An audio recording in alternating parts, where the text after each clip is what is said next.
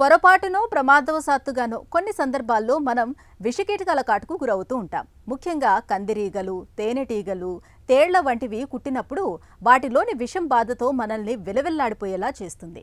ఇలాంటప్పుడు మనలో చాలామంది సరైన వైద్య సాయం తీసుకోరు. మంత్రాలు, తాయెత్తుల నెపంతో కాలహరణం చేస్తూ ఉంటారు.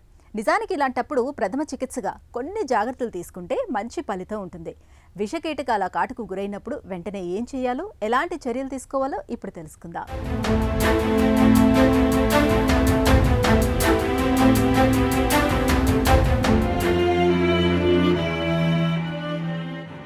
తేలులాంటి విషకీటకాలు కుట్టినప్పుడు ఆందోళనకు గురి కాకూడదు.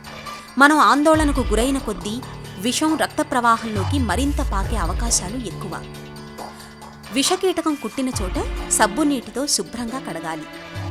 ఐస్ గడ్డలను ఒక గుడ్డలో చుట్టి కాపడం పెట్టినట్లు ప్రతి 10 నిమిషాలకు ఒకసారి కుట్టిన చోట అద్దాలి.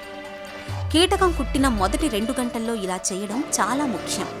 దీనివల్ల కుట్టిన చోట ఉపశమనం కలగడంతో పాటు విషం పైకి వేగంగా పాకకుండా ఉంటుంది. కుట్టిన ప్రదేశాన్ని కదలకుండా చూడాలి. ఆ అవయవాన్ని గుండె కంటే తక్కువ ఎత్తులో ఉండేలా జాగ్రత్త తీసుకోవాలి. ఏదైనా కీటకం కుట్టినప్పుడు కుట్టిన ప్రదేశానికి పైన ఒక కట్టు కట్టాలి. అయితే ఆ కట్టు రక్త ప్రవాహాన్ని అడ్డుకునేంత గట్టిగా ఉండకూడదు. పరిస్థితి విషమించకముందే బాధితుల్ని వెంటనే డాక్టర్ దగ్గరకు తీసుకువెళ్ళాలి.